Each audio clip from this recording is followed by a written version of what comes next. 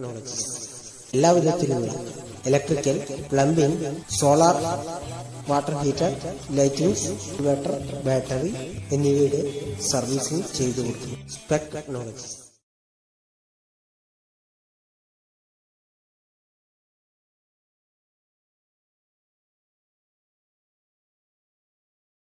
നടത്തിയത് നമ്മുടെ മുമ്പിൽ വരികയുണ്ടായി.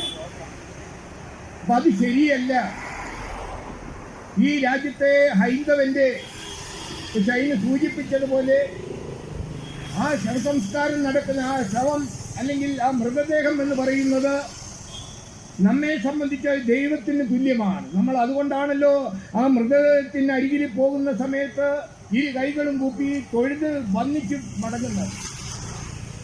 അപ്പൊ ആ അത്തരം സങ്കല്പമുള്ള ആ മൃതദേഹം ചളിക്കുണ്ടിൽ വെച്ചുകൊണ്ട് യാതൊരുവിധ ഉത്തരവാദിത്ത ബോധമില്ലാത്ത രൂപത്തിൽ ഇതിന്റെ കോർപ്പറേഷന്റെ ഭരണാധികാരികൾ ചെയ്തു കൂട്ടുന്നതായിട്ടുള്ള ആ കാടത്വത്തെ എതിർക്കുന്നതിന് വേണ്ടിയിട്ടായിരുന്നു ആദ്യത്തെ ഞങ്ങളെ ക്ഷണിച്ചത്. രണ്ടാമത് ശ്രദ്ധ ക്ഷണിച്ചത് ഈ നവീകരണ പ്രവർത്തനവുമായി ബന്ധപ്പെട്ടുകൊണ്ട് മേയർ പറഞ്ഞു, ഇവിടെ ഇനി പരമ്പരാഗതമായ രൂപത്തിലുള്ള ശവസംസ്കാരം നടക്കില്ല. സൂചിപ്പിച്ചതുമായി 3 കോടി ഏതാണ്ട് 25 ലക്ഷം രൂപ ചെലവ് ചെയ്ത് ഒരു നവീകരണ പ്രക്രിയ വരാൻ വേണ്ടി പോവുകയാണ്. ആ സമയത്ത് ഇവിടെ നിലവിലുള്ള ചൂളകള് അത് മറ്റുള്ളവർക്ക് പ്രയാസം കൂടാതെ നടപ്പിലാക്കുവാനുള്ള എല്ലാവിധ സാങ്കേതിക സാധ്യതകളും ഇന്ന് നിലനിൽക്കെ ആരുടെയോ താല്പര്യത്തിന് വേണ്ടി, ആരുടെയോ ഇംഗിതത്തിന് വേണ്ടി കോഴിക്കോട് കോർപ്പറേഷന്റെ ഇന്നത്തെ ഇടതുപക്ഷ ഭരണകർത്താക്കള് യാതൊരുവിധ മുൻവിധിയും കൂടാതെ ഞങ്ങളത് നടപ്പാക്കാൻ ഗ്യാസ് ചേംബർ നടപ്പാക്കാൻ പോവുകയാണ് എന്നാണ് പറയുന്നത്. നമുക്കറിയാം ഗ്യാസ് ചേംബറിൽ എങ്ങനെയാണ് ശവം സംസ്കരിക്കുന്നത്. ഇപ്പൊ ഇവിടെ സൂചിപ്പിച്ചു, നമ്മൾക്ക് ചെയ്യേണ്ടതായിട്ടുള്ള അന്ത്യകർമ്മം, ഹൈന്ദവ വിശ്വാസപ്രകാരം ചെയ്യേണ്ടതായിട്ടുള്ള ഈ അന്ത്യകർമ്മം ഈ ഗ്യാസ് ചേംബറിൽ വെച്ച് നടക്കുന്ന സമയത്ത് എങ്ങനെ നമുക്ക് അത് പൂർത്തീകരിക്കുവാൻ സാധിക്കുമെന്നുള്ളത് നമ്മൾ ചിന്തിക്കേണ്ടതായിട്ടുണ്ട്.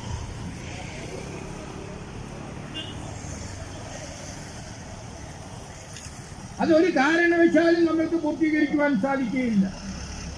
നമ്മൾ ആ ചിത മൂടിക്കഴിഞ്ഞാൽ ആ മൂടിയ ചിതയ്ക്ക് 3 പ്രദക്ഷിണം വെച്ച് നമ്മൾ കുടമുടച്ചുകൊണ്ടാണ് നമ്മൾ അവിടെ നിന്ന് പിൻവാങ്ങാറുള്ളത്. അത് നമുക്ക് ചെയ്യാൻ സാധ്യമല്ല. എന്താണ് ചെയ്യുക? ഇപ്പൊ ഗ്യാസ് ചേംബറിന്റെ മുമ്പിൽ ആ പലകയിൽ വെച്ച് 2 ചന്ദനത്തിന് കത്തിച്ചു വെച്ച് അങ്ങോട്ട് തള്ളി ആ രൂപത്തിൽ ചെയ്യുന്നതായിട്ടുള്ള അന്ത്യകർമ്മം സത്യത്തിൽ ഹിന്ദുവിനെ സംബന്ധിച്ചിടത്തോളം അത് ചിന്തിക്കുവാൻ സാധ്യമല്ല എന്നുള്ളത് കൊണ്ടാണ് നമ്മുടെ പരമ്പരാഗതമായ രൂപത്തിൽ ഈ നവീകരണ പ്രക്രിയ നടക്കുമ്പോൾ കൂടി അത് സംരക്ഷിക്കണമെന്ന് ആവശ്യപ്പെട്ടിട്ടുണ്ട്. പക്ഷേ അത് സംരക്ഷിക്കുവാൻ ഇവര് തയ്യാറാവുന്നില്ല എന്നാണ്.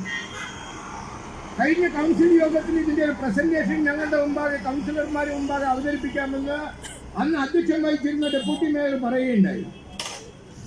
പക്ഷേ അത് ചെയ്തില്ല. അന്ന് പ്രത്യേക സാഹചര്യങ്ങളൊക്കെ ഉണ്ടായി. അതുകൊണ്ട് മേയറുടെ റൂമിൽ ഞങ്ങൾക്ക് അതിന് സൗകര്യം ചെയ്തു തരാമെന്ന് പറഞ്ഞു. പക്ഷെ അത് ഇന്ന് വരെ ചെയ്തിട്ടില്ല. എന്താണ് ഇവിടെ നടക്കാൻ പോകുന്നത്? ഇപ്പോൾ ഒരാളെങ്കിൽ വളരെ പ്രതീക്ഷയോടുകൂടി കാത്തിരുന്നു കൊണ്ട് ഏതാണ്ട് 1 മീറ്റർ ഉയരത്തിൽ ഇത് ഉയർത്തി വലിയൊരു ഒരു കാര്യം നടത്തുവാൻ പോകുന്ന രൂപത്തിലാണ് ഊരാളുകളുടെ പ്രതിനിധികളൊക്കെ തന്നെ സംസാരിക്കുന്നത്. പക്ഷേ നമുക്കൊരു കാര്യം ഉറപ്പാണ്, ഇവിടുത്തെ തൊഴിലാളികളുടെ ജോലി സംരക്ഷിച്ചുകൊണ്ട് പരമ്പരാഗതമായ രൂപത്തില് ശവസംസ്കാരം നടത്തുവാനുള്ള സ്വാതന്ത്ര്യം ഹൈന്ദവ ജനതയ്ക്ക് വേണം. താല്പര്യമില്ലാത്തവർ നടത്തട്ടെ, മറ്റു രൂപത്തിൽ നടത്തിക്കട്ടെ, നമ്മൾ ആരെയും എതിർക്കാൻ വേണ്ടി പോകുന്നില്ല. പക്ഷേ നമ്മൾക്ക് ചെയ്യുവാനുള്ള അന്ത്യകർമ്മത്തില് അത് പൂർത്തീകരിക്കുവാൻ ആവശ്യമായിട്ടുള്ള ആ കാര്യങ്ങളിൽ നമ്മുടെ ഇടതുപക്ഷത്തിന്റെ ഈ വിശ്വാസ ധ്വംസനം അത് നമ്മൾ അവസാനിപ്പിച്ചേ മതിയാണ്. നമുക്കത് 2 വർഷം മുമ്പേ ശബരിമലയിൽ നടത്തിയിട്ടുള്ള കാര്യങ്ങൾ നമ്മൾക്കറിയാവുന്നതല്ലേ. എന്തുണ്ടായി അതിന്റെ ഫലം? അതുപോലെ തന്നെ ഹൈന്ദവന്റെ വിശ്വാസങ്ങളെ ഹൈന്ദവന്റെ ധർമ്മപ്രവർത്തനങ്ങളെ അത് തച്ചുടയ്ക്കുന്നതിന് വേണ്ടി, അത് ഇല്ലായ്മ ചെയ്യുന്നതിന് വേണ്ടി ഈ ഇടതുപക്ഷ ഭരണകൂടം കോർപ്പറേഷനിലാണെങ്കിൽ തീർത്തും അത് ഏകാധിപത്യ രൂപത്തിലാണ് ഈ സംവിധാനങ്ങൾ കൈകാര്യം ചെയ്യുന്നത് എന്നത് നമ്മൾക്ക് പകൽ പോലെ വ്യക്തമായിക്കൊണ്ടിരിക്കുന്ന ഒരു സാഹചര്യം. ഇതിന്റെ ടെൻഡർ നടപടികൾ വന്നിരുന്നു. കൗൺസിലർ അംഗീകരിച്ച സമയത്ത് ഞങ്ങൾ അതിന് പ്രസന്റേഷനൊന്നും നൽകിയിട്ടുണ്ടായിരുന്നു. അന്ന് ഞങ്ങൾ ആവശ്യപ്പെട്ടത് പരമ്പരാഗത രീതിയിലുള്ള ഇപ്പോൾ 13 ചൂളകളാണെങ്കിൽ ഒരുപക്ഷെ ചൂളകളുടെ എണ്ണം കുറച്ചാൽ പോലും പരമ്പരാഗത രീതിയിൽ അത് പ്രകാരം വിശ്വാസത്തോടു കൂടി സംബന്ധിച്ച് എനിക്ക് എന്ത് പറയുവാൻ സാധിക്കും എന്നാണ് മേയർ കൈമലർത്തിയിട്ടുള്ളത്. പക്ഷെ ആ കൈമലർത്തല് സാധ്യമല്ല എന്ന് തെളിയിച്ചു കൊടുക്കുവാനുള്ള ഉത്തരവാദിത്വം ഹൈന്ദവ ജന ധാർമ്മികമായിട്ടാണ്. ഇപ്പോൾ ഹൈന്ദവ ജനതയുടെ വിശ്വാസം സംരക്ഷിക്കപ്പെടണം.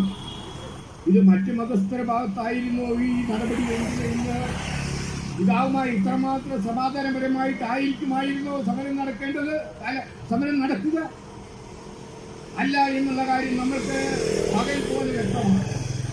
അപ്പൊ അതുകൊണ്ട് നമ്മൾക്ക് പറയുവാനുള്ളത് കോഴിക്കോട് കോർപ്പറേഷനിലെ ഭാരതീയ ജനതാ പാർട്ടിയുടെ 7 കൗൺസിലർമാർക്കും അതുപോലെ തന്നെ ഹൈന്ദവ വിശ്വാസികൾക്കും ഒരൊറ്റ സ്വരത്തിൽ പറയുവാനുള്ളത് നവീകരണ പ്രവർത്തനം നടക്കണം. നവീകരണ പ്രവർത്തനത്തിന്റെ ഉദ്ഘാടനത്തിൽ ഞാനും പങ്കെടുത്തതാണ് ഇവിടെ. പക്ഷെ അന്ന് ഇതിനെ സംബന്ധിച്ച് ഒരു പ്രസന്റേഷൻ ഉണ്ടായിരുന്നില്ല. ആ സമയത്ത് നമ്മൾ പറഞ്ഞത് പരമ്പരാഗത രൂപത്തില് പാരമ്പര്യമായി ഹൈന്ദവ ജനത ചെയ്തു വരുന്നതായ കർമ്മങ്ങൾ ചെയ്യുവാനുള്ള സ്വാതന്ത്ര്യം ഉണ്ടായിരിക്കണമെന്ന്. അത് തന്നെയാണ് ഇന്ന് നമ്മൾക്ക് പറയുവാനുള്ളത്. അതിനാവശ്യമായി നമ്മൾ ഉയർത്തിയിട്ടുള്ള ഈ ധർമ്മ സമരം അത് വിജയിക്കുന്നവരെ നമ്മൾ ഒറ്റക്കെട്ടായിട്ടുണ്ടാകണം എന്ന് മാത്രം ഈ സമയത്ത് സൂചിപ്പിച്ചുകൊണ്ട് ഈ ഉപരോധ സമരത്തിൽ പങ്കെടുത്തിട്ടുള്ള എല്ലാ പ്രവർത്തകന്മാർക്കും ഭാരതീയ ജനതാ പാർട്ടിയുടെ കൗൺസിൽ പാർട്ടി നേതൃത്വങ്ങൾക്ക് ഒരിക്കൽ കൂടി അഭിവാദ്യം ചെയ്തുകൊണ്ട് ഞാൻ എന്റെ വാക്കുകൾ അവസാനിപ്പിക്കുന്നു. വന്ദേ മാതരം.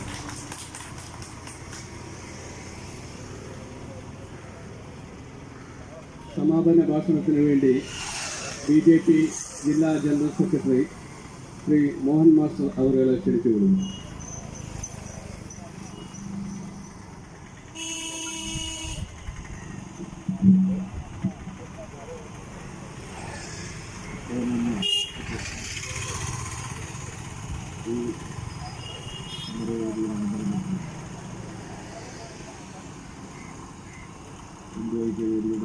സംസ്ഥാന സെക്രട്ടറി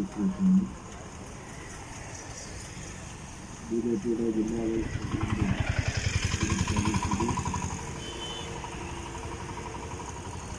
പാർട്ടിയുടെ സംസ്ഥാന കൗൺസിൽ പാർട്ടി എതിരായിട്ടുള്ള ശ്രീ മന്ത്രിനാരായണൻ, ജില്ലാ സെക്രട്ടറി ശ്രീ പ്രശാന്ത് കുമാർ, കൗൺസിലർ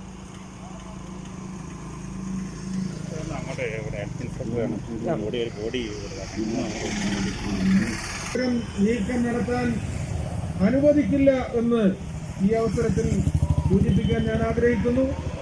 അതുകൊണ്ട് തീർച്ചയായും ഈ ഒരു സമരം കൂടുതൽ ശക്തിപ്പെടുത്തി കോർപ്പറേഷൻ ഈ നിലപാടിൽ നിന്ന് മാറുന്നില്ലെങ്കിൽ നിലപാട് മാറുന്നതുവരെ, നിലപാട് തിരുത്തിക്കുന്നതുവരെ സമരവുമായി മുന്നോട്ട് പോകും.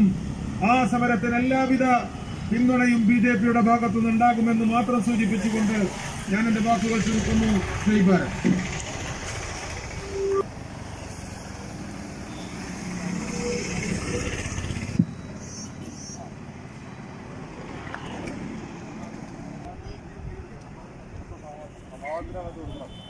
പ്രിയപ്പെട്ടവരെ, മാവൂർ കളത്തറ ശ്മശാനം ഇവിടെ നിന്ന് നീക്കാൻ ഗൂഢാലോചന നടത്തുന്നതിനെതിരായി ഹിന്ദു ഐക്യവേദിയും മറ്റ് ഹിന്ദു സംഘടനകളും അതിശക്തമായ രീതിയിൽ പ്രതിഷേധം നടത്തിക്കൊണ്ടിരിക്കുകയാണ്. ആ പ്രതിഷേധത്തിൽ ഞാൻ BDJS-ന്റെ പേരിലും SNDPയുടെ പേരിലും എനിക്ക് ഭാഗമാക്കാൻ സാധിച്ചതിന് ഞാൻ ഒരുപാട് സന്തോഷത്തിലേക്ക്. എനിക്കൊരു ചെറിയ സംശയം, ഇവിടെ സംസ്കരിക്കുന്ന സഭകൾ, ഇവിടെ സംസ്കരിക്കുന്ന ബോഡികൾ ആരതാണ്? ഹിന്ദുക്കളാണ്. മറ്റൊരു മതവിഭാഗത്തിലെ ബോഡിയും ഇവിടെ സംസ്കരിക്കാറില്ല. അപ്പം ഈ ഹിന്ദുക്കൾ അവഗണിച്ചുകൊണ്ട്, ഈ ഇവിടെ സംസ്കരിക്കുന്ന ഹിന്ദുക്കൾ അവഗണിച്ചുകൊണ്ട് എന്തിനാണ് നിങ്ങൾ ഈ കടുംപിടുത്തം പിടിക്കുന്നത്? എന്താണ് നിങ്ങളുടെ ആവശ്യം? ഇന്നത്തെ മനോരമയിൽ ഒരു വാർത്ത കണ്ടു.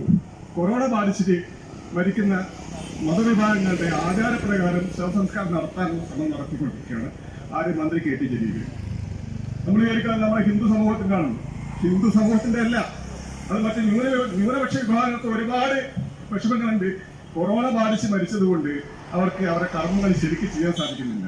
അപ്പൊ അവരെ കർമ്മങ്ങൾ ചെയ്യാനുള്ള സൗകര്യങ്ങൾ ചെയ്തു കൊടുക്കുക, ബാക്കി ഹിന്ദു സമൂഹത്തെ പൂർണ്ണമായിട്ട് അവഗണിക്കുക. എന്തിനാണ് നിങ്ങൾ ഈ വാശി കളിക്കുന്നത്?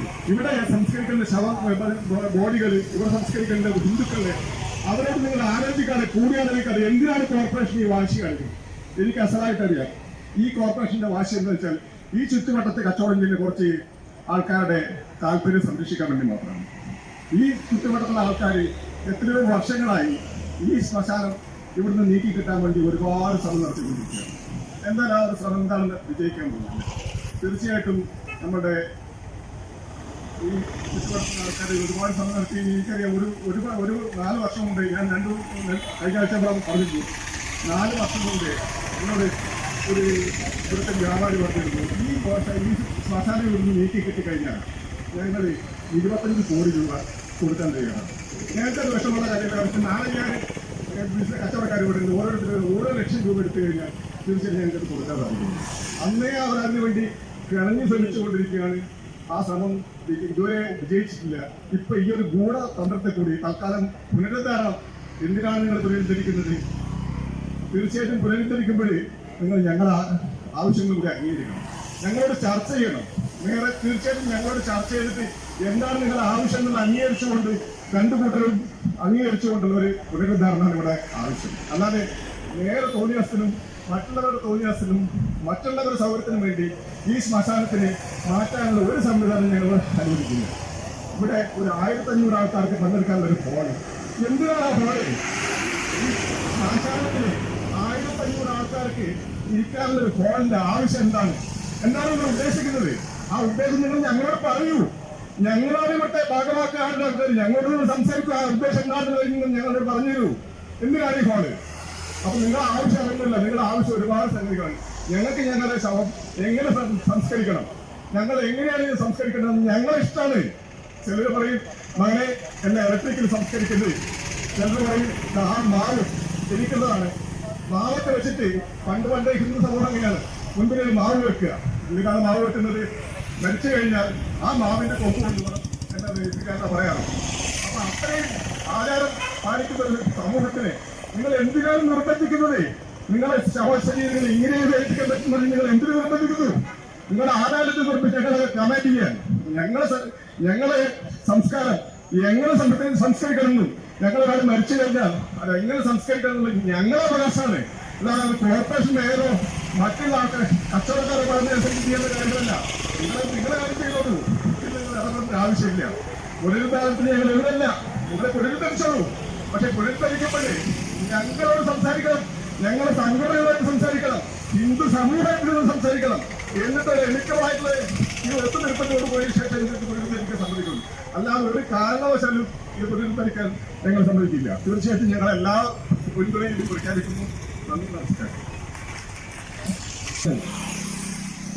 എല്ലാവരും ഇവിടെ കണ്ണും കാതും പൊറപ്പിച്ചുകൊണ്ട് ഏത് സമയത്തും ഇവിടെ ഒരാളുകൾ വരികയാണെങ്കിൽ നമുക്കെല്ലാവർക്കും വാട്സപ്പിൽ ഒരു മെസ്സേജ്, അതല്ലെങ്കിൽ ഒരു ഫോൺ കോൾ നമുക്ക് ലഭിക്കും.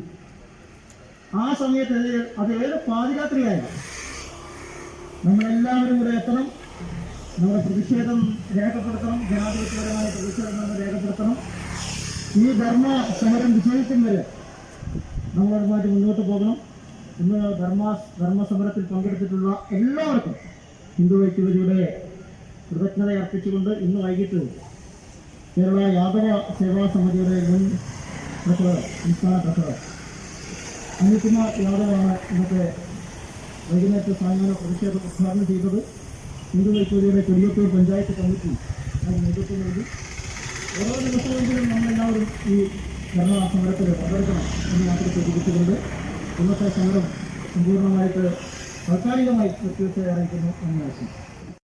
ഞങ്ങളുടെ പ്രോഗ്രാമുകൾ ഇഷ്ടപ്പെട്ടെങ്കിൽ ഈ ചാനൽ സബ്സ്ക്രൈബ് ചെയ്യൂ, ലൈക്ക് ചെയ്യൂ, ഷെയർ ചെയ്യൂ.